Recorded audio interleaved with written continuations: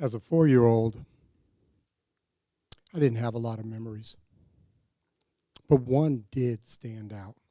I'll never forget it.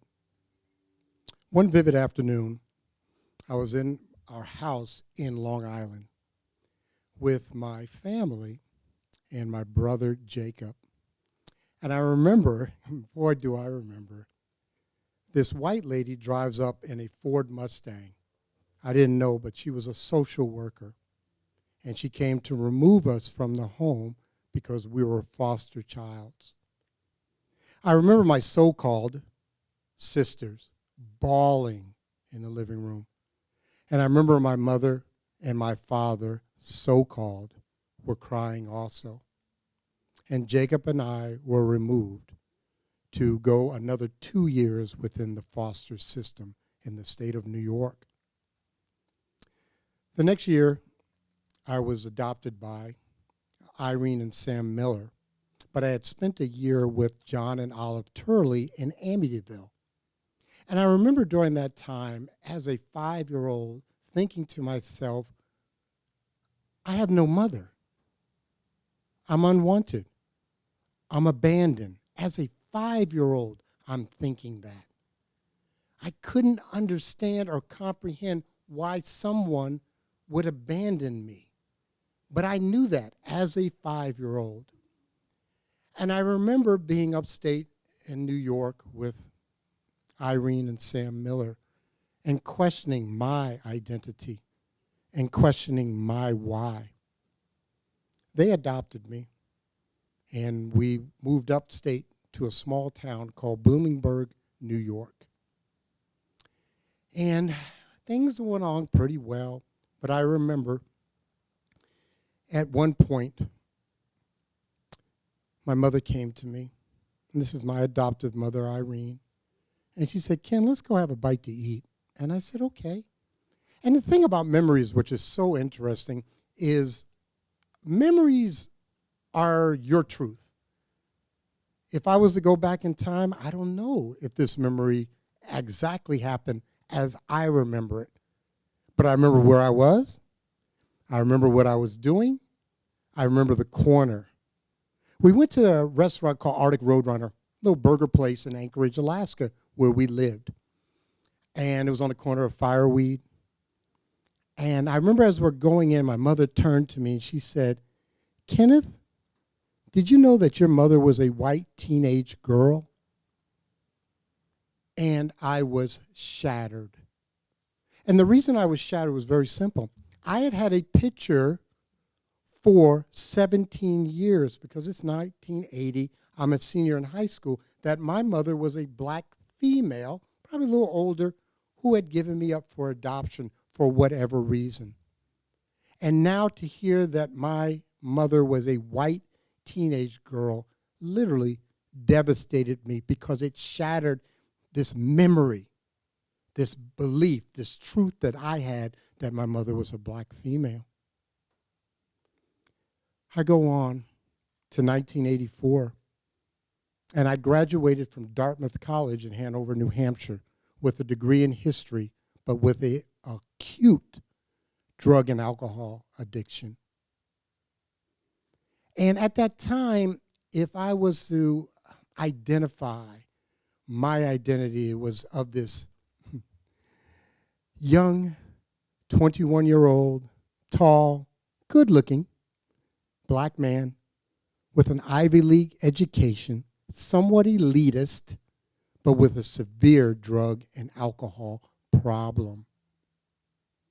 Within 4 years of my graduation from Dartmouth College, this Ivy Leaguer was homeless on the streets, committing petty crimes, hustling, being a male prostitute, being a person that caused harm to others. And within another year or two, I was pimping young white teenage girls on the streets of Seattle. In 1991, I remember I was struggling with my addiction, so I would go to Narcotics Anonymous meetings. I'd go to this Narcotics Anonymous meeting in Linwood, which is right outside of Seattle, And as we're coming out of the meeting, it's a lunchtime meeting, we decide we're going to go have lunch. And somebody says, let's go to Toshi's Teriyaki in the U District in Seattle. I said, great. So we all jump in the car. And I remember I turned to the gentleman next to me, and I said, what do you do? Normal question. And he said, oh, I'm in a band. And I'm like, oh, this is 1991, Seattle, you're in a band. Okay, everybody's in a band. What's the name of your band? And he said, the name of my band is Alice in Chains, and my name is Lane Staley. And I was like, wow, I love your song, Man in the Box. It had just come out, and I loved the song. And he looked at me, he's like, you know that song? Because probably to him, my identity was a black street-level thug on the streets of Seattle.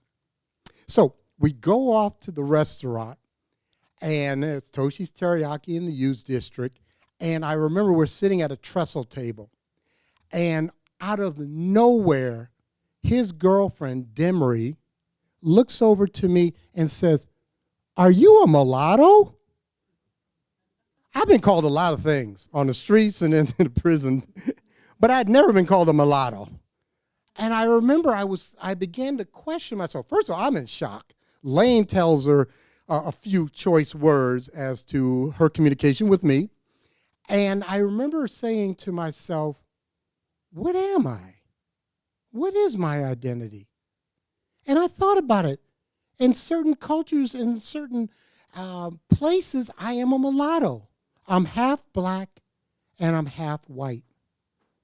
And that was a moment of just thought as to what am I? Who am I? Why am I? And I remember I went on into my addiction. I kept tumbling down. I went to jail. I went to prison. And in 2007, I was released from prison for the third time after 3 years of my last sentence. And I remember I went into prison. I told myself that if I am the same person coming out of prison that I go into prison, I'm going to have the same results. I had enough track history. We call on the streets, I had priors, okay? And I remember saying to myself, I need to change the labels that people have put on me. The label that I am a convict, the label that I'm a pimp, the label that I'm a prostitute, the label that I am a person that takes from society and gives nothing back. But more importantly, I needed to change the labels that I internalized, that I was abandoned, that I was alone, that I was a loser. And so I had to make a conscious and deliberate effort to change those labels. In 2016, I signed up for Ancestry DNA. I made a conscious effort to identify and locate my birth mother. And I don't know how truth is for individuals in this audience, but I know how truth is for me. I remember when the results came in, I stood at that door, and what I mean the proverbial door to a whole world that was going to open up. And I had fear before I looked at those results. But I looked at those results, I opened that door, and I went in that room. And in that room was identified that my mother was Joanne Horn, who lived in Bloomingburg, New York. Bloomingburg, New York was a small town that I had grown up in when I was first adopted. Even though I had left in 1975, she did not move to Bloomingburg until 1980.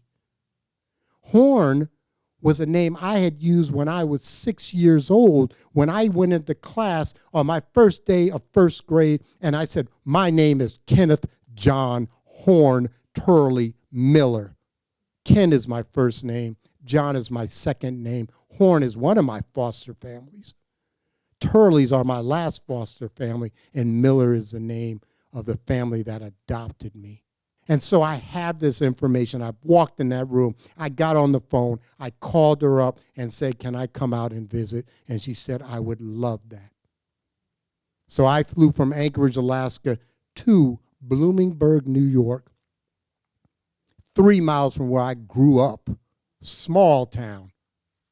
And I sat down over a home-cooked meal of corned beef and cabbage because my mother is Irish. And now I have a new identity. I'm Black Irish. I got it. But the key was this. She told me her story. And her story was she was a 16-year-old runaway from Queens who had gone to Boston. And on her return from Boston, she made friends with another young lady on the bus. And the young lady said, "You can stay with me in Manhattan, with me and my boyfriend." Her boyfriend turned out to be my mother's pimp and my father. And when I heard that story, I was like, wow. Because now I had a better understanding of the why. And she said to me, she said, "Ken, when I gave birth to you, I was not supposed to see the family that was adopting you because when I left you 1 day old, you had been adopted by a white couple because I wanted you to grow up Catholic. And my system and my paperwork shows that after 3 months of being adopted by this couple, I was put back into the system." And I'm not mad at all. I am not mad. That was my lot in life, to go through 6 years of foster homes and then to be adopted by Irene and Sam Miller. Today, my identity is very simple, folks. My identity is that I am a kind and gentle man today who has been blessed with 2 beautiful women that I can call mother. To Joanne Horn, thank you for giving birth to me, a mixed child in 1962.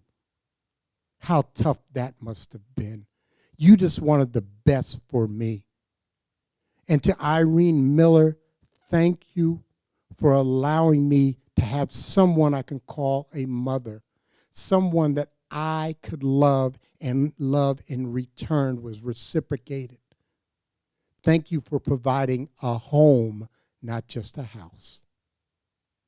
Today, I stand here grateful for the sum totality of my experience and my journey through life. Thank you.